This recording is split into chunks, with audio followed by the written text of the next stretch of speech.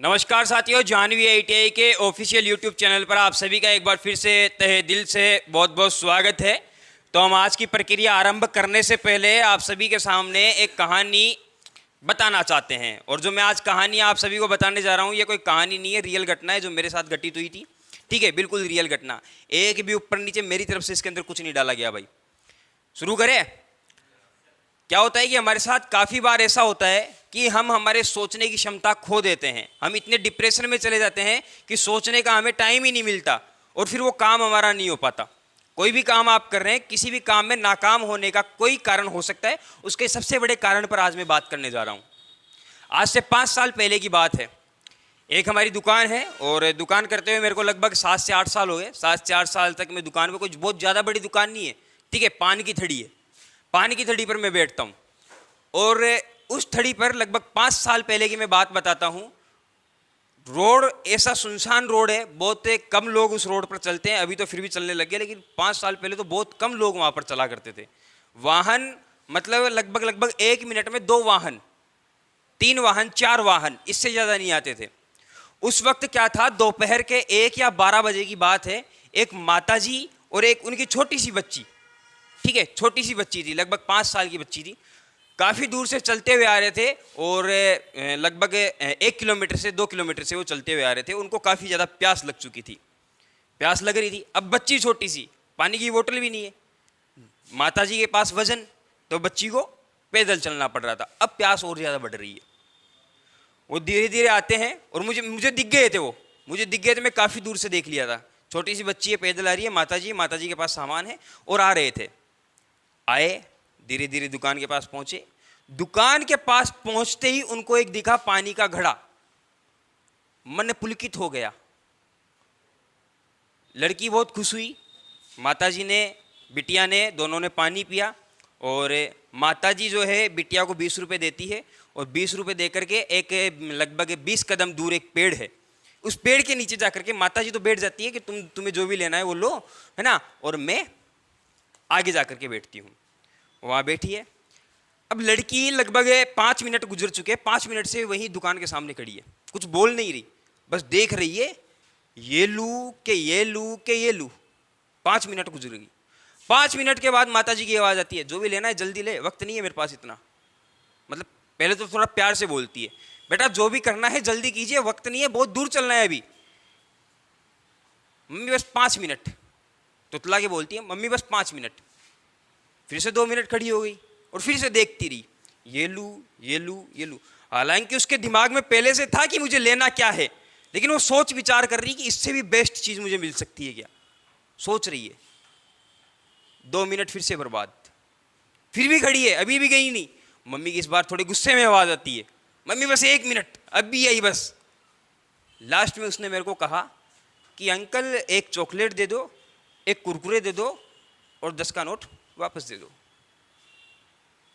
मैंने एक चॉकलेट दी, एक कुरकुरे दिया और 10 का नोट वापस दिया। मैं वहीं बैठा बैठा उस बच्ची को देख रहा था। अपनी माँ के पास वो जाती है और माँ को जाकर के बोलती है, मम्मी ये लो 10 रुपये। मैंने मेरे 10 रुपये का सामान ले लिया। और जब वो सामान लेती है तो कुरकुरे तो चलो ठीक था, जैसे ही वो चॉकलेट देखती है तो चॉकलेट देख करके मम्मी लाल हो जाती है। दांत खराब हो जाएंगे, चॉकलेट है, दांत खराब हो जाएंगे, डायबिटीज़ वगैरह वो हो जाएगा, फलाना हो जाएगा, ढिकाना हो जाएगा। बच्ची ने सिर्फ एक बात बोली, मुझे मज़ा इसमें आ रहा है, मुझे मज़ा इसमें आता है, मुझे नहीं खाना बिस्किट, मुझे मज़ा इसमें आ रहा है। कितना समय लिया सोचने के लिए? 7 मिनट का। एक बच्ची जिसने जीवन जीने का सही मूल्य, सही तरीका हमें बताया। आपको जितना वक्त लेना है उतना लीजिए किसी चीज को सोचने के लिए। जितना वक्त आपको लेना है, कितना वक्त आप ले सकते हो उतना वक्त लीजिए।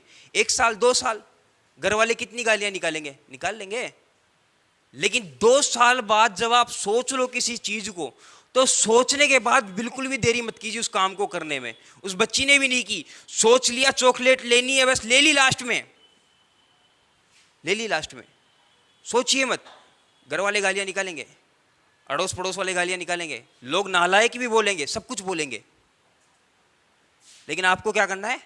आपको आपके काम पर अटल रहना है। बस आपको ये सोचते रहना है कि मेरे लिए सबसे ज़्यादा बेस्ट क्या है, और उसके लिए जब पता चले कि बेस्ट क्या है, फिर उसके बाद में एक दिन का टाइम भी मत लीजिए, एक घंटे का टाइम भी मत लीजिए, क्योंकि इतना अगर आपने टाइम लिया ना, फिर दिमाग में सवाल उठने शुरू हो गए। अगर नाकाम हो गए तो अब आप सोचोगे ठीक है हमने सोच लिया, अब फास्ट फूड की दुकान लगाते हैं। अब आप बोलोगे नाकाम हो गए तो एक आदमी आएगा जो 17 से 18,000 रुपये सैलरी लेगा, वो नहीं बनी तो इस प्रकार के 70 सवाल फिर दिमाग में उठते हैं। सोच लिया जो सोच लिया, अब जो करना है वो करना है। बात समझ में आई? अब इसके लिए ऐसा भी नहीं है कि आपके पास पैसा होना बहुत ज़रूरी है, ऐसा कोई मैटर नहीं है। भाई आपके पास बहुत ज़्यादा पैसा होगा तो आप थोड़े ज़्यादा सफल हो जाओगे, जल्दी सफल हो जाओगे। शाहजहाँ को कौन कौन जानता है भाई? शाहजहाँ, उनकी बेगम कौन थी? बेगम मुमताज़, ठीक है, मुमताज़ थी जो भी थी भाई, बेगम थी उनकी एक। उन्होंने उनकी याद में एक ताजमहल बनवाया। ताजमहल। शाहजहाँ के पास पैसों की कोई कमी थी? उस वक्त का सबसे बड़ा शहंशाह था, सबसे बड़ा शहंशाह, ठीक है, जिसके अंडर कई राजा काम करते थे, सबसे बड़ा शहंशाह। पैसों की कोई कमी थी? कोई कमी नहीं थी, पैसा बतेरा था। ताजमहल को बनने में कितना समय लगा? कितना लगा? 20 वर्ष, बहुत ज्यादा समय। ना तो उसके पास पैसों की कमी थी, ना आदमियों की कमी थी, लेकिन फिर भी 20 वर्ष लग गया, क्योंकि वो चीज बना रहा है, कमरा नहीं बना रहा है, तो उसके लिए वक्त लग सकता है। और ऐसी चीज उसने बनाई कि आज दुनिया से बाहर के लोग भी उसे देखने आते हैं। क्यों? क्योंकि उसने 20 साल लगा दिए उस चीज में, उसने अपना 20 साल खराब किया उस चीज के पीछे। टाइम पर मत जाइए, लेकिन यह है कि जितना टाइम आप खराब करो उसी के अकॉर्डिंग बाद में रिजल्ट भी आपको मिलना चाहिए। टाइम पर मत जाइए, टाइम चाहे जितना लगे, लेकिन रिजल्ट भी बाद में उतना ही बड़ा मिलना चाहिए। बात समझ में आई? अब शुरू करते हैं हमारी आज की प्रक्रिया।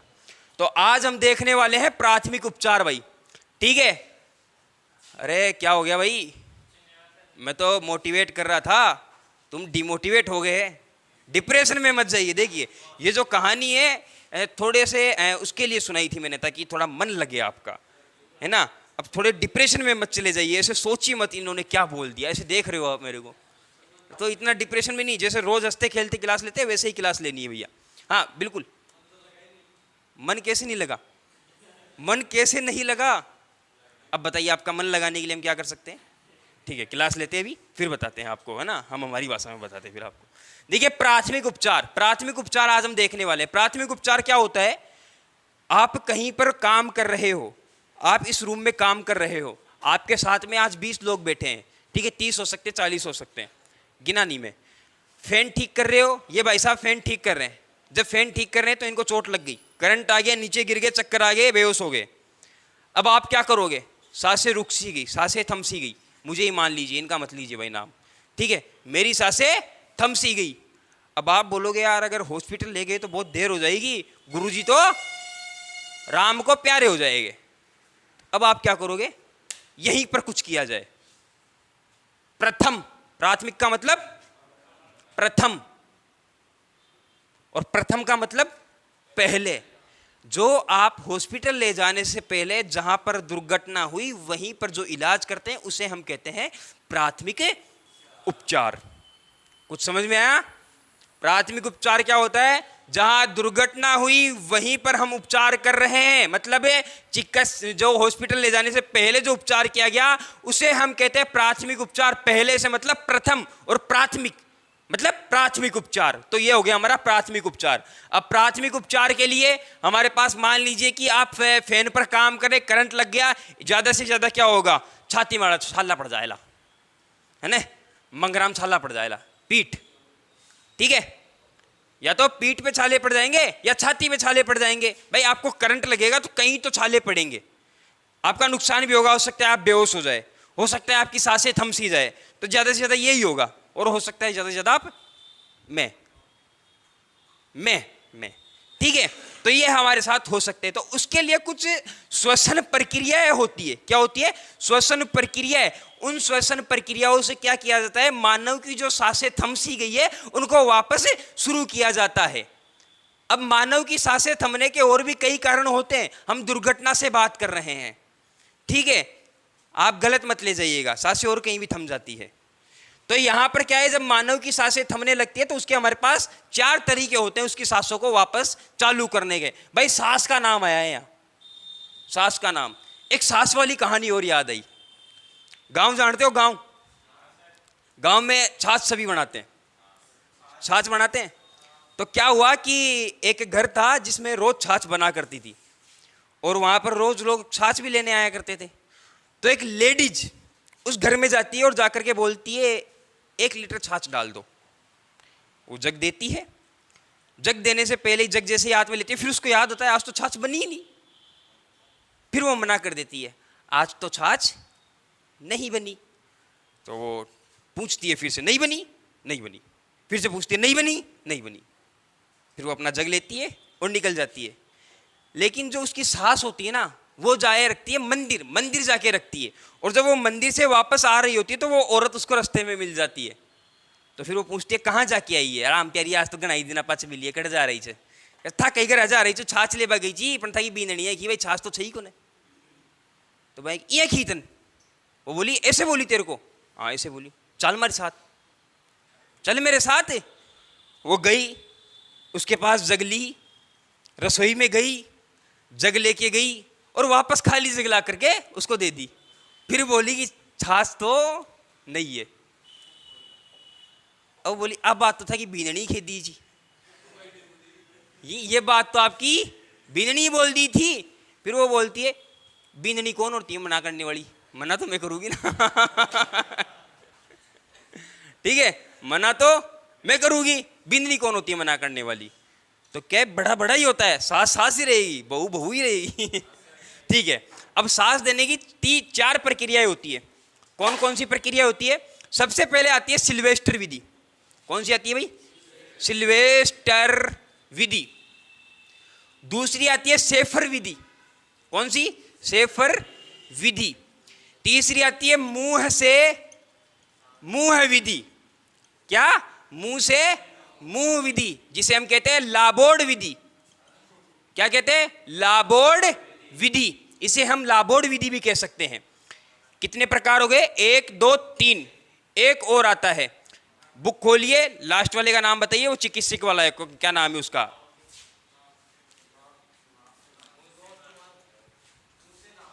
नहीं, मुंह से नाक नहीं, मुंह से नाक नहीं, वो नहीं पढ़ेंगे अपन। कौन सा है? हाँ यही बताना है, श्वसन यंत्र द्वारा।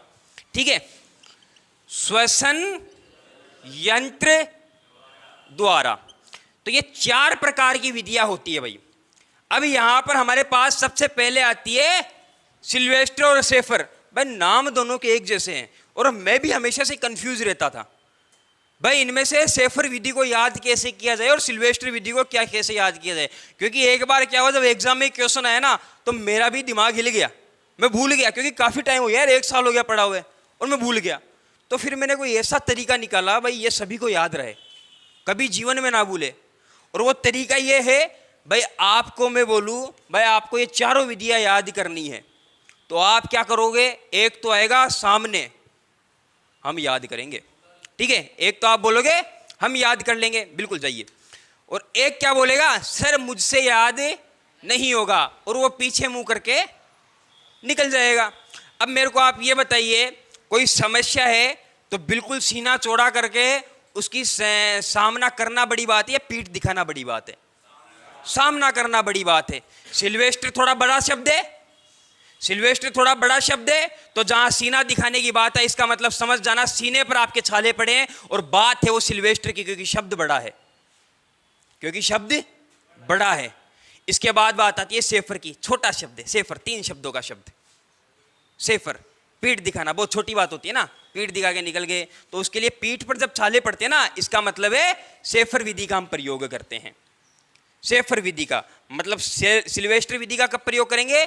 जब सीने पर मतलब छाले पड़े। और सेफर का कब करेंगे? जब पीठ पर छाले पड़ जाए। तो ये हमारे पास 2 विधियां, इनमें सबसे ज्यादा कंफ्यूजन होता है।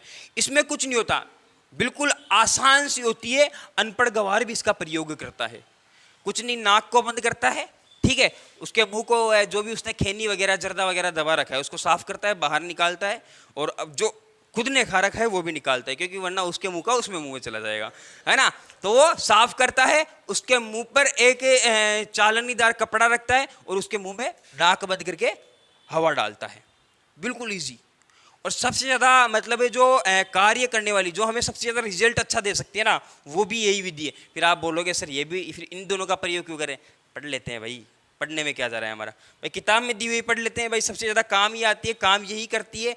और ये विधि ऐसी है जो कि दोनों स्थितियों में काम कर सकती है। ये विधि सबसे बेस्ट है। तो हम तीनों चारों विधियों पर बात करते हैं। सबसे पहले बात आती है सिल्वेस्टर की। इतना तो मैंने आपको बता दिया कि जब सीने पर छाले पड़ते हैं, कब सीने पर छाले पड़ते हैं तब हम इस विधि का प्रयोग करते हैं। और जब सीने पर छाले पड़े तो हमारे जो छाले हैं आसमान की ओर होने चाहिए, हमारे जो छाले हैं आसमान की ओर होने चाहिए, क्योंकि अगर हमें ऐसे लेट गए, सीधे लेट गए, तो छाले नीचे दब जाएंगे भैया और वो थोड़ी ज़्यादा दिक्कत देंगे। तो छाले आसमान की ओर खुली हवा में होने चाहिए। तो छाले ऊपर है आसमान में, मतलब सीने पर छाले पड़े तो बिल्कुल हमें पीठ के बल लेटना है, हमारी छाती ऊपर की ओर होगी। समझ में आया कुछ बात? अब इसके बाद क्या किया जाता है कि हमारे हाथों को इस प्रकार से बिल्कुल सीधा कर लिया जाता है, लेटा करके सीधा कर लिया जाता है। उससे पहले एक नीचे की ओर तकिया लगाया जाता है, तकिया लगाया जाता है, जिससे क्या होता है हमारी छाती थोड़ी ऊपर की ओर हो जाती है। हाथों को बिल्कुल सीधा किया जाता है। फिर क्या किया जाता है, फिर हाथों की आधी मुट्ठी को बंद करके इसी प्रकार से, हाथों को देखिए, मेरे हाथों को देखिए, उन हाथों को घुमा करके यहाँ लाया जाता है और यहाँ ला करके इन हाथों के ऊपर जोर डाला जाता है, दबाया जाता है। ऐसा नहीं है कि सीधे उसकी छाती पर लग गए, नहीं, छाती पर नहीं लगना है, बिल्कुल अपने उसके हाथों को यहाँ पर आधी मुट्ठी बंद करके यहाँ लाना है और फिर दबाना है। कितनी बार दबाना है? 1 मिनट में लगभग 12 से 13 बार दबाना है। कितनी बार? 12 से 13 बार इस प्रकार से दबाना है। और फिर क्या करना है, इन्हीं हाथों को बिल्कुल इस प्रकार से ऊपर ले जाना है। ऊपर गए, फिर वापस सावधान की स्थिति। भाई सावधान तो वो नहीं सकता ना, लेटा हुआ है, तो सीधे हाथ कर लीजिए।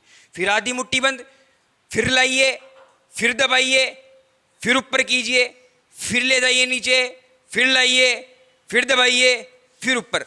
और ये जो प्रक्रिया है ये 1 मिनट के अंदर अंदर कम से कम 12 से 13 बार होनी चाहिए। कितनी मिनट में? 1 मिनट में कम से कम 12 से 13 बार होनी चाहिए। ये कौन सी विधि हो गई भाई?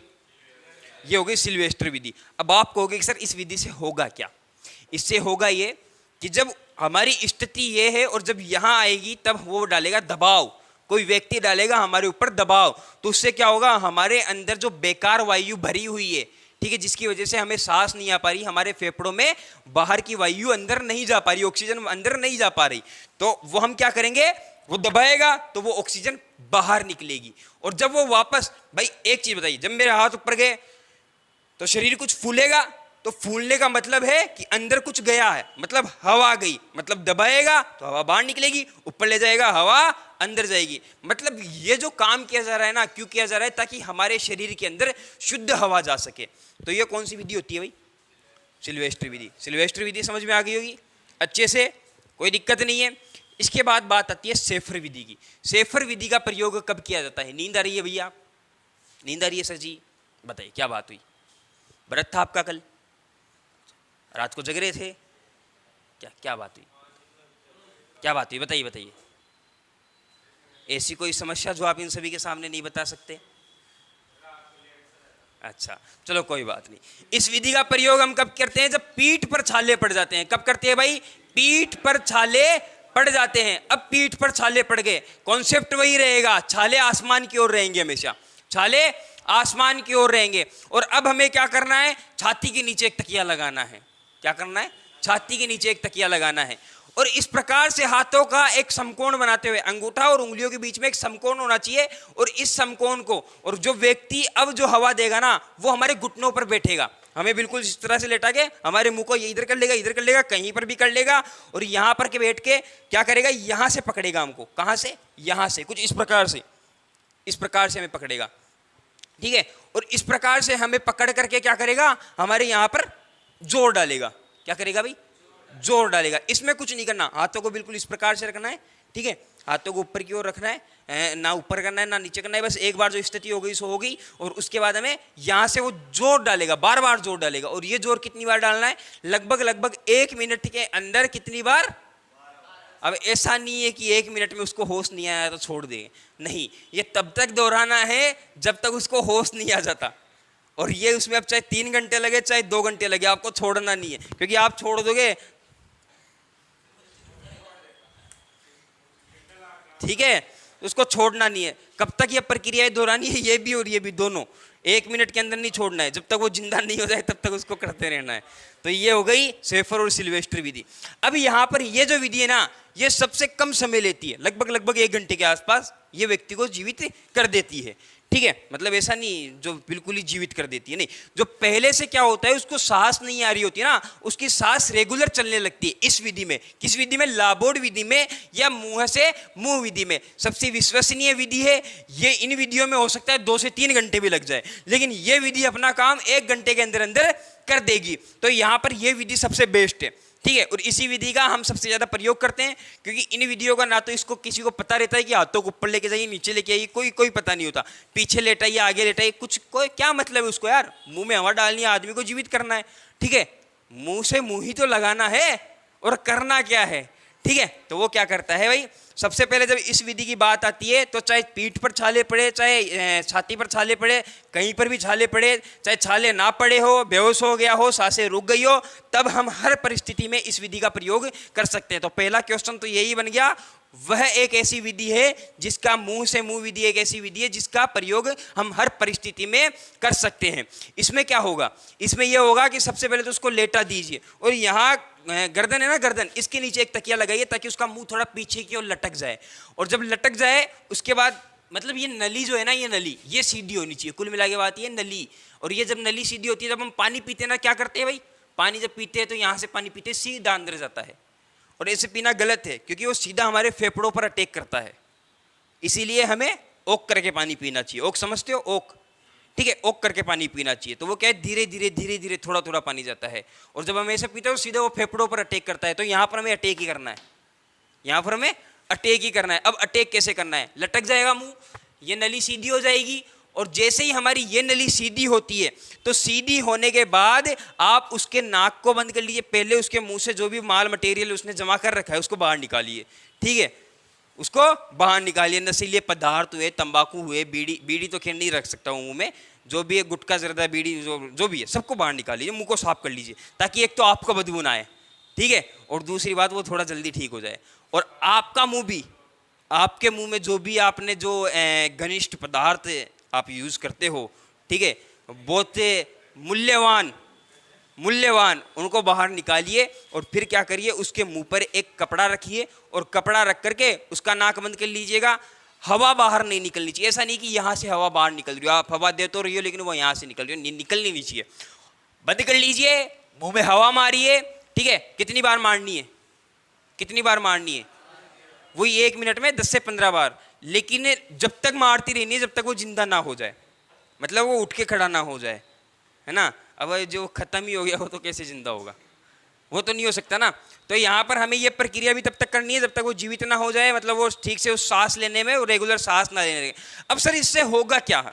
इससे होगा क्या? जब हम नाक बंद करके हवा में फूंक मारेंगे, मुंह में फूंक मारेंगे, उस वक्त तो उसके अंदर शुद्ध हवा जाएगी, जो कि सीधे उसके फेफड़ों पर अटैक करेगी। और जब उसके फेफड़े फूलेंगे तभी तो वो ठीक तरह से काम करेंगे। भाई फेफड़ों के अंदर हवा जाएगी, फेफड़े फूलेंगे, तभी वो अच्छे से काम कर पाएंगे। तो हवा गई, फेफड़े फूले, क्या हो गया? हवा गई, फेफड़े फूले। और जब आप मुंह को हटा लोगे तब क्या होगा, उसकी जो अंदर की हवा है वो बाहर निकल जाएगी, अंदर की हवा बाहर निकल जाएगी। मतलब शुद्ध हवा अंदर कब जाएगी? जब आप फूंक मार रहे हो। हवा बाहर कब निकलेगी? जब आप मुंह को हटा रहे हो। यह प्रक्रिया कितनी बार करनी है? 1 मिनट में 10 से 15 बार करनी है, और जब तक करनी है जब तक उसको सांस लेने में सही से वो सांस ना ले। समझ में आ गया? सर जी क्या हुआ? खड़े रहिए, बैठे रहिए, ठीक है। तो ये हो गई मुंह से मुंह विधि, से हम लाबोर्ड विधि भी कहते हैं। समझ में आ गया? इसके बाद बात आती है श्वसन यंत्र द्वारा। अब ये जो श्वसन यंत्र होता है ना, वो हमारे पास नहीं होता, लेकिन हॉस्पिटल्स में ये होता है। और ये विधि हॉस्पिटल्स में ही काम ली जाती है। मैंने भी कुछ समय पहले ही देखा है, आज तक मैंने नहीं देखा, कुछ समय पहले ही मैंने ये देखा था।